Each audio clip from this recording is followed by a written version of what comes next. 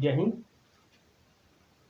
आज हम एक नए स्ट्रक्चर को सीखेंगे और इसको देखेंगे और सीखने का प्रयास करेंगे कि इसमें क्या चेंज होता है और क्या बदला है। हमने पिछले वीडियो में देखा कि पास्ट के साथ विल की जगह वुड आता है, तो उसका सेंस भी हमने देखा। अब हम इसका सेंस देखेंगे कि पास्ट के साथ विल का अगर विल आ रहा है तो उसका सेंस क्या होता है। तो हम इसको स्टार्ट करते हैं, पहले इसको समझ लेते हैं। आई न्यू मैं जानता था। बिफोर हैंड का मतलब होता है पहले के लिए एक शब्द आता है बिफोर हैंड। मैं पहले से ही यह बात जानता था या मैं पहले से ही यह जानता था कि डेट यहाँ पर की क्रिया है। अगर आपको यह के लिए लगाना है तो यहाँ पर दिस और लगा देंगे। मैं यह बात पहले से ही जानता था, यह यहाँ पर आ जाएगा दिस। इसी तरीके से जैसे पहले के लिए ये शब्द है बिफोर हैंड, उसी तरीके से एक और शब्द आता है ऑलरेडी। तो अगर इस वाक्य में आपको ऑलरेडी लगाना है तो यहाँ पर आ जाएगा आई के बाद और न्यू के बीच में। आई ऑलरेडी न्यू, मैं पहले से ही जानता था कि you will not return my money, मैं यह बात पहले से ही जानता था कि तुम मेरे पैसे वापस नहीं करोगे या तुम उसके पैसे वापस नहीं करोगे। तो ध्यान देने वाली बात यह कि अगर इस वाक्य को आपको ऐसे बनाना कि मैं पहले से ही जानता था, तो यहाँ पर ऑलरेडी आ जाएगा। I already knew that. अगर आप यहाँ जाते हो मैं पहले से ही, यह शब्द आपको लगाना है यह, तो यहाँ पर दिस आ जाएगा। इसमें वाक्य हो जाएगा I already knew this that. मैं यह बात पहले से ही जानता था कि you will not return my money, तुम मेरे पैसे वापस नहीं करोगे या तुम उसके पैसे वापस नहीं करोगे। ये शब्द ऐसा आ जाएगा। आपकी समझ में आ गया होगा। बिफोर हैंड भी पहले के लिए है, किसी निश्चित समय से पूर्व की जो बात हो तो उसके लिए बिफोर हैंड आता है। पहले के लिए एक और शब्द आता है ऑलरेडी। तो अगर इस वाक्य में आपको पहले लगाना है, जैसे मैं यह बात पहले से ही जानता था कि, तो यहाँ पर ऑलरेडी आ जाएगा आई के बाद। I already knew that. अगर दिस यह लगाना है कि मैं यह बात पहले से ही जानता था, तो होगा I already knew this that. समझ में आ रहा है। अब आगे स्टार्ट करते हैं। I new before hand that, मैं यह पहले से ही जानता था कि यू विल नॉट इम्प्रूव, तुम नहीं सुधरोगे। You will not do nothing, तुम कुछ नहीं करोगे। ध्यान देना है, इस रेखा मेरे जितने भी वीडियो में है, ये अगर ये रेखा आती है तो ये रेखा सबके साथ रहेगी। ये रेखा से लेकर यहाँ तक एक वाक्य हो गया है, इस रेखा से अब यहाँ तक ये दूसरा वाक्य होगा। आपने मेरे वीडियो देखे होंगे तो आपको पता चल गया होगा कि ये इसलिए करते हैं कि ज़्यादा से ज़्यादा आपको बोर्ड पर समझाया जा सके, नहीं तो 4-6 वाक्यों में ही ये भर जाता है। तो आगे शुरू करते हैं। आई न्यू दैट, मैं जानता था कि you will not return my money, तुम मेरे पैसे वापस नहीं दोगे या तुम उसके पैसे वापस नहीं दोगे। I knew that you will not give up your bad habits, मैं जानता था कि तुम अपनी बुरी आदतें नहीं छोड़ोगे। ध्यान दीजिएगा, आई न्यू दैट, मैं जानता था कि you will not support me, तुम मेरा साथ नहीं दोगे। You will not support anyone, तुम किसी का साथ नहीं दोगे। यहाँ पर और किसी पार्टी का नाम आ सकता है, जैसे अब यहाँ पर नहीं लिखा है, लेकिन आपको लगना है कि बीजेपी का, सपा का, कांग्रेस का, बीएसपी का, तो वहाँ आप यहाँ लगा सकते हो मी की जगह। I knew that you will not support BJP, तो यहाँ पर ऐसा लगा सकते हो आप। I knew that you will not be able to hear the praise of me, मैं जानता था कि तुम मेरी तारीफ नहीं सुन सकोगे। ध्यान देना है, विल बी एबल टू सकोगे के लिए आ रहा है, तो यहाँ पर इसको लगा देना है। यहाँ पर भी मी की जगह आप किसी का नाम लगा सकते हो, किसी पार्टी का। आई knew that you will not पे माई फीस, मैं जानता था कि तुम मेरी फीस नहीं दोगे।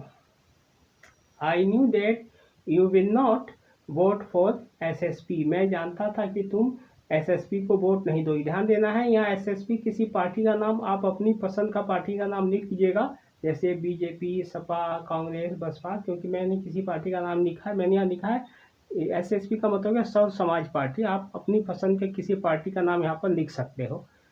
आगे देखते हैं। I knew that you will not work hard, मैं जानता था कि तुम कठिन परिश्रम नहीं करोगे। I knew that you will not give up A comfortable life, मैं जानता था कि तुम एक आरामदायक जीवन नहीं छोड़ोगे।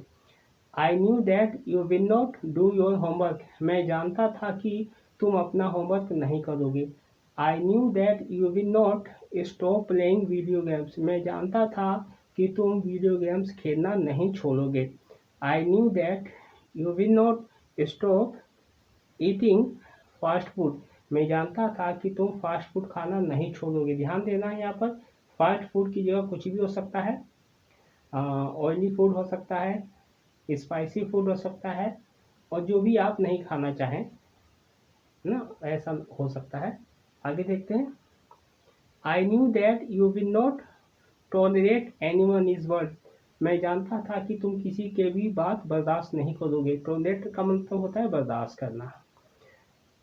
आई knew that you will not listen to me, मैं जानता था कि तुम मेरी नहीं सुनोगे। यहाँ पर और भी आ सकता है। I knew that you will not obey me, ओबे का मतलब होता है बात मानना, मैं जानता था तुम मेरी बात नहीं मानोगे। ये तो हो गया विल नॉट वाले वाक्य। कुछ वाक्य हम देखते हैं। इस लाइन से नीचे के जितने भी वाक्य हैं, यहाँ तक जो जहाँ तक मेरी स्टिक है, यहाँ तक इन वाक्यों में हम नोट हटा के पढ़ेंगे। तो इसी वाक्यों में हम जो भी पढ़ेंगे नोट हटा के पढ़ेंगे। आप नोट लगा के भी पढ़ सकते हैं अगर वाक्य का सेंस निकलता है तो, लेकिन इसको आप हम जो पढ़ेंगे नोट हटा के पढ़ेंगे। यहाँ तक वाक्य ध्यान देना, यहाँ तक, इस लाइन से यहाँ तक स्टार्ट करते हैं। I knew that you will quarrel with me, मैं जानता था तुम मुझसे झगड़ा करोगे। I knew that you will argue with me, मैं जानता था तुम मुझसे बहस करोगे। I knew that you will only speak ill of me, मैं जानता था तुम सिर्फ मेरी बुराई करोगे। स्पीक इल का मतलब होता है बुराई करना। I know that you will only harm me, मैं जानता था तुम सिर्फ मेरा नुकसान करोगे। हार्म का मतलब नुकसान करना। I knew that you will cheat me, मैं जानता था तुम मुझे धोखा दोगे। I knew that you will make some excuses, मैं जानता था तुम कुछ न कुछ बहाने बनाओगे। I knew that you will lie, मैं जानता था तुम झूठ बोलोगे। I knew that you will ask for money again, मैं जानता था तुम फिर पैसे मांगोगे। यहाँ पर आस्क का मतलब होता है मांगने के लिए भी आस्क का प्रयोग होता है। आगे देखते हैं। I knew that you will torture me, torture का मतलब होता है तड़पाना ना, तो मैं जानता था तुम मुझे तड़पाओगे। I knew that you will waste your time, मैं जानता था तुम अपना समय बर्बाद करोगे। I knew that you will do nothing, मैं जानता था तुम कुछ नहीं करोगे। डू नथिंग, कुछ नहीं करोगे। I knew that you will study nothing, मैं जानता था तुम कुछ नहीं पढ़ोगे। यहाँ तक ये वाक्य हो गया और आपकी समझ में आ गया होगा। जब हम कोई काम करते हैं तो हम उसका जवाब भी देते हैं, तो इसके जवाब में होगा please give me one more chance, कृपया मुझे एक मौका और दीजिए। यहाँ तक, इस कोमा तक, please give me one more chance, कृपया मुझे एक मौका और दीजिए। आई will never do anything wrong, I will never do anything, मैं कभी भी गलत काम नहीं करूँगा। नेवर का मतलब कभी नहीं, एनीथिंग माने कुछ भी, कुछ भी गलत काम कभी नहीं करूँगा, ऐसा हो गया। आगे देखते हैं। Please trust me this time, कृपया इस बार मेरा विश्वास कीजिए। आई विल नेवर डिसअपॉइंट यू, मैं तुम्हें कभी निराश नहीं करूँगा। And I will never make a mistake, और मैं कभी भी गलती नहीं करूँगा। I will always do good things in life, मैं यहाँ से यहाँ तक, I will always do good things in life, मैं जीवन में हमेशा अच्छा काम करूँगा, अच्छी चीज़ें करूँगा। I will never try to do anything wrong in life. मैं जीवन में कभी भी गलत काम करने की कोशिश नहीं करूँगा। I will never try to do anything wrong in life. इसके आगे है whatever work is given to me. मुझे जो भी काम, वाट एवर का मतलब जो भी, वर्क माने काम, गिवन है थर्ड फॉर्म है, तो मुझे जो भी काम दिया जाएगा, I will try to do it on time, मैं उसे समय पर करने की कोशिश करूँगा। आई विल सून, सून का मतलब है जल्दी ही, I will soon give up bad habits, ध्यान देना है, जगह की वजह से इसको समझ लीजिए। आई विल सून में जल्दी ही, ये यहाँ तक तो रहेगा ही। I will soon give up, अब बैड के साथ हैबिट आ जाएगा। I will soon give up bad habit, मैं जल्दी ही बुरी आदतें छोड़ दूंगा। कैसे होगा? I will soon give up, bad के साथ हैबिट आएगा। I will soon give up bad habits, मैं जल्दी ही बुरी आदतें छोड़ दूंगा। और इसके साथ क्या आएगा? I will soon adopt good habits.